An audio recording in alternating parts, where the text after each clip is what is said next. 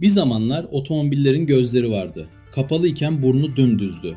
Farları yaktığınız an kaportadan iki göz kalkardı. Bugün yollarda tek bir yeni otomobilde bile yok. Ama hikaye sandığınızdan çok daha geniş. Kimi far kaportanın içinde saklandı, kimi cam kapağın altında yattı. Kimi direksiyonla birlikte virajın içine baktı. Kimi de tek bir gözle yola çıktı. Bugün otomotiv tarihinin en ilginç far tasarımlarını anlatacağız. Ve sonunda hepsini bitiren şeyin ne olduğunu. Önce başlangıca gidelim. 1936 Kord 810. Otomobil tasarımı akıcı hatlara dönüyordu. Ama farlar hala kaportanın üstünde duran iki kocaman kavanozdu. Kord'un tasarımcıları basit ama radikal bir şey yaptı. Farları çamurluğun içine gömdüler. Nasıl açıldıklarını duyunca şaşıracaksınız. Sürücü torpidodaki iki el kolunu çeviriyordu. Elektrik yok, motor yok, kol gücü. Dahası o farlar otomobil için tasarlanmamıştı bile. Stinson marka uçakların iniş lambalarından uyarlanmışlardı. Sebebi basit. Kord'un sahibi Stinson'ın da çoğunluk hissedarıydı. 2 yıl sonra Buick Weikoop geldi. Bu araç otomotiv tarihinin ilk konsept otomobiliydi ve gizli farları artık elle değil elektrikle açılıyordu. Ve burada bir yasa devreye giriyor. 1940'da Amerika bütün otomobillerde Silt Beam adı verilen tek parça, ölçüsü kanunla sabitlenmiş farı zorunlu kıldı. Sonuç şuydu: Amerika'da aydınlatma teknolojisi 70'li yıllara kadar fiilen dondu. Alçak, keskin bir ön uç çizmek isteyen tasarımcı o kocaman farı oraya sığdıramıyordu. Tek çıkış yolu vardı: farı saklamak. Böylece gizli far bir stil hevesi olmaktan çıkıp bir mühendislik çözümüne dönüştü. Şimdi farın sadece aydınlatmakla kalmadığı araçlara geliyoruz. Dakar 48. 47'de tanıtılan bu otomobilin ön yüzünde 2 değil 3 far vardı. Ortadaki far sabit değildi. Direksiyonu 10 dereceden fazla çevirdiğinizde yanıyor ve virajın içini aydınlatıyordu. Yani araba gitmek istediğiniz yere bakıyordu. Ama bir sorun vardı. O dönem Amerika'da 17 eyalette 2'den fazla farı olan otomobiller yasaktı. Takır'ın çözümü şuydu: o eyaletlerde satılan araçlar için ortadaki farın üstüne takılan bir kapak üretti. Aynı fikir demir perdenin arkasında da denendi. Tatra 603. Çekoslovak yapımı bu aerodinamik sedanın erken sürümlerinde tek bir cam kapağın altında 3 far vardı ve ortadaki ön akslarla birlikte dönüyordu. Sonuç bir otomobilden çok bir uzay aracının burnuna benziyordu. Ve şimdi bu işi en zarif yapan markaya geliyoruz: Citroen. 67'de DS'nin 3. serisi geldi. Pürüzsüz bir cam kupanın altında 4 far vardı. Dıştaki çift yolu aydınlatıyor, içteki çift ise direksiyonla birlikte dönüyordu. Üstelik farlar aracın yüksekliğine göre kendini seviyeliyordu. Yani araç yüklü olsa bile ışık hep yola bakıyordu. Tasarımı Robert Opron imzalıyordu. Citroen bununla da yetinmedi. 70'te gelen SM'de cam kapağın altında 6 far vardı ve onlar da dönüyordu. SM 72'de Motor Trend dergisinin yılın otomobili seçildi. O güne kadar Amerikan olmayan bir araç için görülmemiş bir şeydi. Bir başka aile farı saklamak yerine camın altına aldı. Jaguar E-Type'ın ilk serisi bunun en güzel örneği. Farlar kaportanın içine gömülmüş, üzerleri gövdeyle aynı, hatta devam eden cam kapaklarla kapatılmıştı. Öyle ki bu cam kapaklar seri 1'i sonraki serilerden ayıran işaret oldu. Ama bu ailenin başına gelen şey tüm hikayenin özeti gibi. Ferrari Daytona'nın ilk modellerinde farlar akrilik bir cam bandın altında sabit duruyordu. Sonra Amerika yeni bir güvenlik kuralı çıkardı ve kapak arkasındaki farları yasakladı.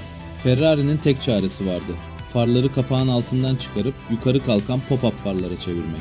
Yani bir yasak bir far ailesini olduğu gibi başka bir aileye dönüştürdü. İtalyanlar ise aynı soruna çok daha teatral bir cevap verdi: Alfa Romeo Montreal. 4 farın önünde ızgara biçiminde kapaklar vardı. Farı yaktığınızda bu ızgaralar geri çekiliyordu. Araba gözünü kırpıyor gibi görünüyordu. Tasarım Marcello Gandini'ye aitti ve bu detay o kadar beğenildi ki konseptten üretim modeline aynen taşındı.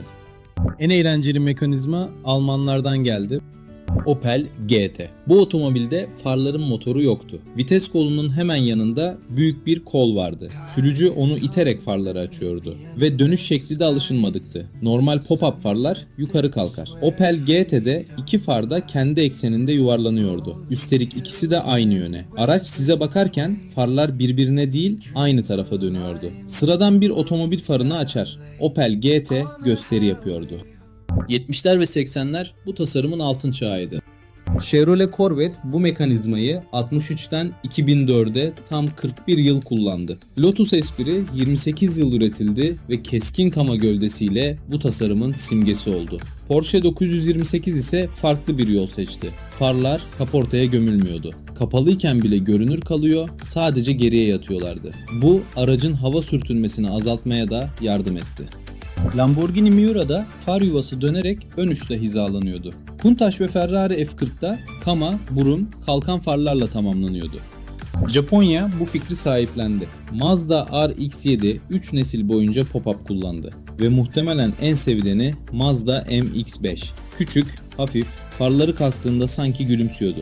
Honda NSX, BMW 8 serisi, Nissan 300ZX o dönemin hayal edilen otomobili demek.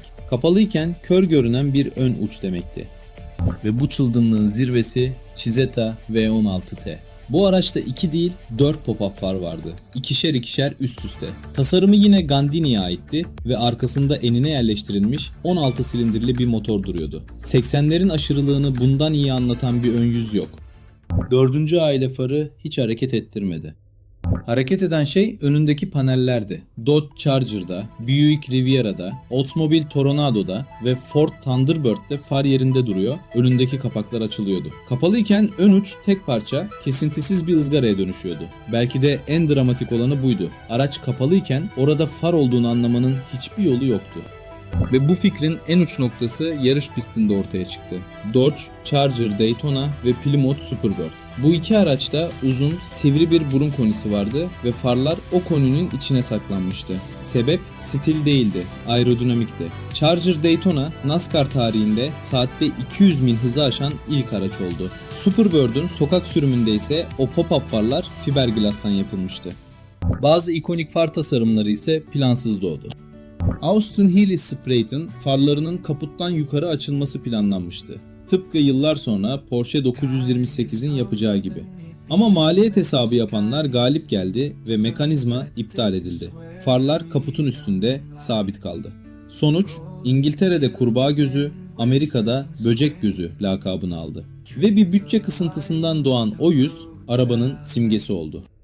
Bazı tasarımlar ise ünlerini tartışmaya borçlu. Porsche 911'in 996 nesli markanın klasik yuvarlak farlarını bıraktı ve içine sinyal de yerleştirilmiş damla biçimli yeni bir far kullandı. Hayranlar buna sahanda yumurta adını taktı. Bugün hala Porsche tarihinin en tartışmalı ön yüzü sayılır. Fiat Multipla'nın üst üste binmiş ön yüzü de aynı kategoride. Kimse ona güzel demedi ama kimse de unutmadı. Şimdi kurallara hiç uymak zorunda olmayan araçlara bakalım. Bunlar üretime girmedi, tasarımcıların ne yapabileceğini gösterdiler. 68'de Alfa Romeo Carabo, kalkan farların üstüne kirpikli ızgaralar koydu ve kama çağını başlattı. 70'te Lancia Stratos Zero farı tamamen bıraktı, ön uçta jilet inceliğinde bir ışık yarığı vardı. 72'de Maserati Boomerang, Cucciaro'nun cetvelle çizilmiş gibi duran gövdesinde farı tamamen yüzeye gömdü.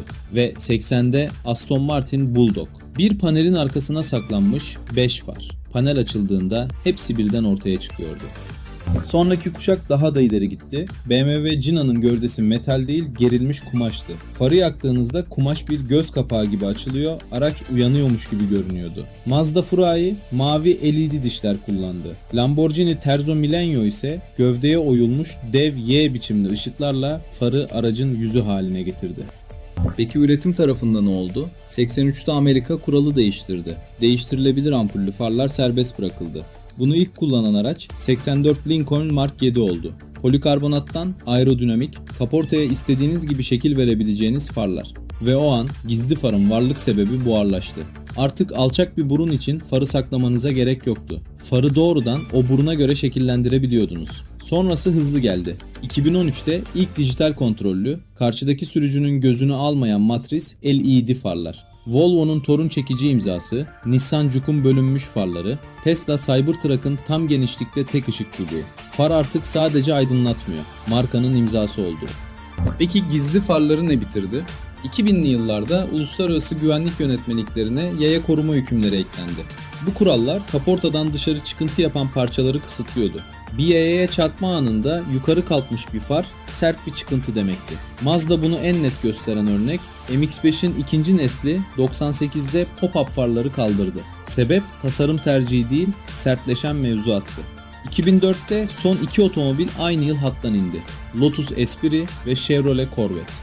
Kapatmadan önce çok yayılmış bir yanlışı düzeltelim. İnternette sık okursunuz. Pop-up farlar yasaklandı. Bu doğru değil. Böyle bir yasak hiçbir zaman çıkmadı. Olan şu, yaya koruma kuralları uyumlu bir pop-up far tasarlamayı hem zorlaştırdı hem pahalılaştırdı. Buna maliyet, ağırlık ve arıza riski de eklendi. Üreticiler yasaklandığı için değil, artık mantıklı olmadığı için vazgeçti. Ama dikkat, Ferrari Daytona örneğinde gerçek bir yasak vardı. Amerika kapak arkasındaki farları yasaklamıştı. Bu ikisi farklı şeyler. Gizli far bir yasağın etrafından dolaşmak için icat edildi. O yasak değişince gereksizleşti. Sonra başka bir kural geri dönüşünü imkansız hale getirdi. Bugün otomobiller daha güvenli, daha aerodinamik ve daha iyi görüyor. Ama kaportadan kalkan o iki gözü hala özleyen çok kişi var. Sence hangisi en iyisiydi? Yorumda yaz, abone olmayı da unutma.